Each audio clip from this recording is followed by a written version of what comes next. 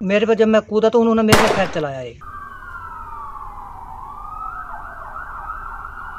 इसमें जी 3 आदमी मरे, एक तो परविंदर, एक देविंदर, एक उन्हीं का ही आदमी वो अपने को मार कर गए थे।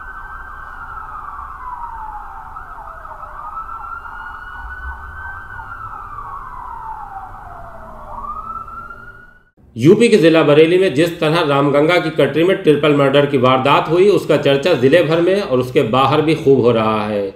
जहां आधे घंटे की फायरिंग से 3 लोगों की जिंदगी का सफर थमा, वो इलाका कभी डकैतों के छुपने की जगह हुआ करता था। कल्लू डकैत के मारे जाने के बाद यहां आतंक का लंबा अध्याय खत्म हो गया। लेकिन जिस तरह बुधवार को बदायूं सीमा से सटे गोविंदपुर गांव में सरदार जी के झाले पर गोलियां बरसाई गईं, उसने यहां के पुराने अतीत की याद को ताज़ा कर दिया। किससे बयां होने लगे कि इस तरह खूंखार अपराधी अपहरण के बाद यहां पकड़ को रखा करते थे। पुलिस से उनकी मुठभेड़ होती, कभी वो पकड़े जाते तो बहुत बार बचकर निकल जाते थे। पुलिस ने बहुत मेहनत करने के बाद डकैतों के इस मजबूत नेटवर्क को तहस नहस किया था। उसके बाद कटरी में अपराध का किस्सा तमाम हो गया और यहाँ फसल लहलहाने लगी। सरदार परमवीर सिंह भी पंजाब से आकर खेती करने लगे। 1000 बीघा में फसल होती है, करीब 500 बीघा परमवीर अपनी बताते हैं और 300 बीघा सरकारी ज़मीन है। 200 बीघा ज़मीन की जोत को लेकर हिस्ट्री शीटर सुरेश पाल सिंह तोमर उर्फ सुरेश प्रधान से विवाद चल रहा है।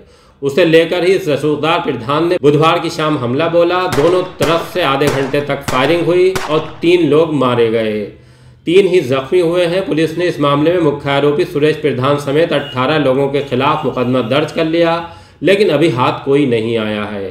सुरेश प्रधान के बारे में जानकारी करने से साफ हुआ कि फरीदपुर थाने का सक्रिय हिस्ट्री शीटर रहा है। पुलिस ने उस पर शिकंजा कसना चाहा तो बदायूं चला गया था। वहां महान दल के टिकट पर विधानसभा चुनाव भी लड़ चुका है और 20,000 से ज़्यादा वोट हासिल किए थे। सोशल मीडिया पर उसने रक्षा मंत्री राजनाथ सिंह और बदायूं के पूर्व सांसद धर्मेंद्र यादव के साथ फोटो भी डाल रखे हैं।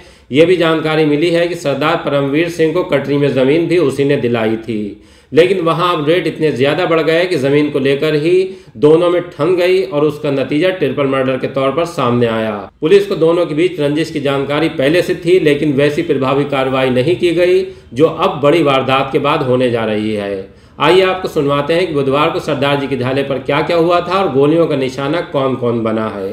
विकल गाँव मिश्रीपुर गढ़ के पास में कल यहाँ पे थे जी। हम वहाँ पे पहले मैं और शर्मा जी थे, तो वहाँ पे हमारा पाइप पड़ा था। हम वहाँ से अपना पाइप ला रहे थे, तो जब हम अपना पाइप उसमें थैले में प्लास्टिक के कट्टे में डाल रहे थे ना उसको, तो वहाँ हमको आदमी दिखाई दिए 2। तो शर्मा जी कहने लगे विकल ये आदमी कौन है? मगर कोई होंगे पानी वाले होंगे, मगर शाम का टाइम है, मगर कोई खेत वाले होंगे। तो हम अपना वो काम कर रहे थे। हम तो अपना फिर वो पाइप भरा, हम तो वहाँ से अपना उठा कर शर्मा जी मेरे को सिर पर रखवा दिया। मैं लेकर ऐसा थोड़ा चला, मैं उधर से घूम कर सीधा चला आया। उधर से फिर एकदम नीचे से 10-15 लोग लिगड़े और वहाँ से उन्होंने आलू पे सीधे दौड़ लगाई। 3 आदमियों ने एकदम और पीछे थे। पर मैं कमरे के कोल आ लिया था। जब मैं कमरे के साथ में आया तो उन्होंने मुझे साइड में आके फिर आवाज़ मारी पीछे से। उन्होंने कहा जा कहाँ रहा उधर को सुन। मैं पीछे घूम कर देखा तो जब मुझे तो पीछे लाइन फिर 10-15 दिखाई दिए। मगर अभी तो कुछ और ही बात है कि मगर उसी का मतलब वही मैटर। उनके पास हथियार थे, बंदूक राइफल थी। तो जो उनमें एक लड़का आगे भाग रहा तो और पीछे थे। तो वो मेरे से बोला या तो रुक जा नहीं मैं गोली मार दूंगा। तो मेरे पास जो मैं अपनी पाइप ला रहा था, मैंने वो पाइप तो वहीं कमरे पर डाल दिया, कट्टे में थैले में। तो देखा तुमने पड़ा हुआ, ठीक है। तो मैं उसको डाल के और मैं खाल को कूद गया जी। मैं तो एकदम अच्छा, मैं सीधा उधर को। तो जब मैं उधर को कूदा तो शर्मा जी ये पीछे बापूजी का फ़ोन आ गया इनके पास। बापूजी कह रहे तो क्या कर रहे हो भाई, कितना काम है, कैसा क्या क्या हो रहा है। तो ये उनसे बात करे। उन्होंने फिर मेरे पर जब मैं कूदा तो उन्होंने मेरे पे फायर चलाया एक। मैं तो ऊपरले खेत से मैं नीचे खेत में कूद कर मैं सीधा हो गया।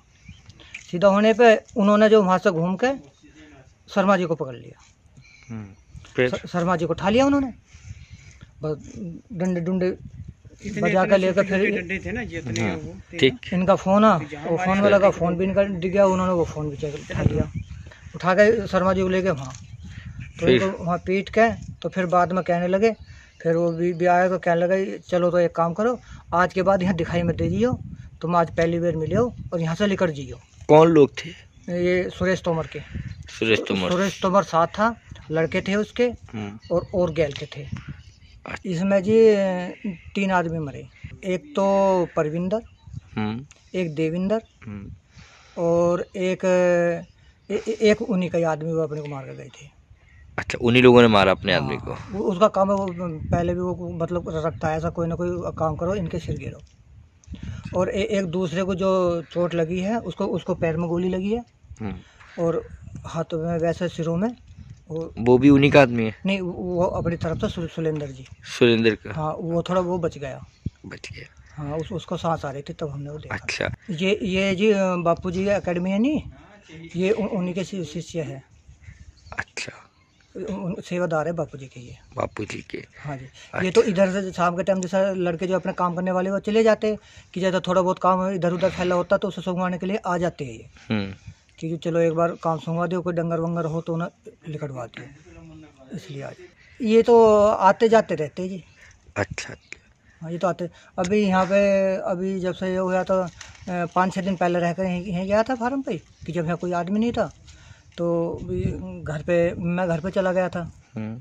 तो जब यहाँ रह गया था अब मैं उधर से आ गया, बापू जी फिर उधर बुला लिए कि भाई उधर अपना देखने वाले हैं तो अपना इधर आ जा जब कुछ जो काम वाम की जरूरत नहीं जी। इस चीज़ की तो मेरे को पूरी जानकारी नहीं है। अच्छा। गाँव पड़ोस पिंड साथ इसका तो चल ही रहा है काफ़ी टाइम से कर दे ही तो जो कभी आ जाता, कभी उधर से तार काट जाता है, कभी खंभे तोड़ जाता है, कभी उधर कमरे के गेट तोड़ जाता है। वजह क्या है?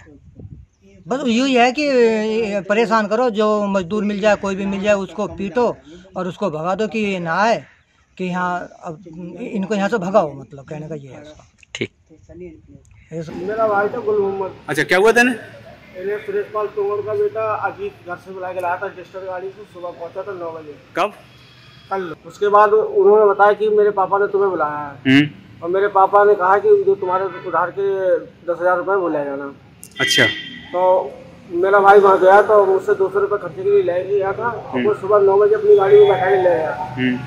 उसके बाद में वो पता नहीं कि उधानी की कैसे ले गया, तो उसके बाद में वो पता नहीं कैसे करके रामगंगा की कटली में पहुँच के मेरे भाई को ले जाके और वहाँ पर मेरे भाई का मर्डर हो गया। पुलिस के द्वारा सूचना मुझे मिली तो मैंने मतलब मौके पर पहुँचा हूँ अपने भाई की बॉडी देखने के लिए बरेली, मतलब जहाँ मतलब क्या करते थे आपके भाई?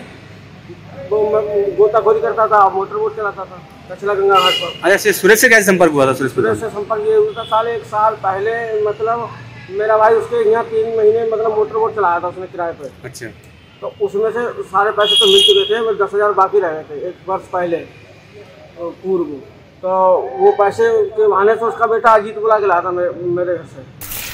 थाना फरीदपुर में ग्राम गोविंदपुर में आज गन्ने की फसल काटने को लेकर 2 पक्षों में विवाद हुआ, जिसमें फायरिंग हुई। एक पक्ष द्वारा फायरिंग हुई और दूसरे पक्ष द्वारा भी उसका वो किया गया, जवाबी कार्रवाई करी गई। उसमें 3 लोगों की मौके पे मृत्यु हुई है, जिसमें एक पक्ष के 2 लोगों की मौत हुई है और दूसरे पक्ष से 1 लोग की मौत हुई है और एक आदमी घायल है जिसको हॉस्पिटल में एडमिट कराया गया है। इसमें जो अभी तहरीर मिलेगी उसके आधार पर मुकदमा लिख के कार्रवाई की जाएगी और पुलिस की टीमें बना दी गई हैं जो लोग इसमें इन्वॉल्व हैं, जिसमें मुख्यतः नाम आ रहा है कि सुरेशपाल तोमर है जो 18-20 लोगों के साथ यहाँ पे आया था और उसने पहले आके इन लोगों पे फायरिंग करी, तो इन लोगों ने फिर जवाबी कार्रवाई करी। तो इसमें जो भी तहरीर मिलेगी उसमें मुकदमा लिखा जा रहा है और बाकी सुरेशपाल तोमर उसके साथियों की गिरफ्तारी के लिए टीमें बना के प्रयास किया जा रहा है।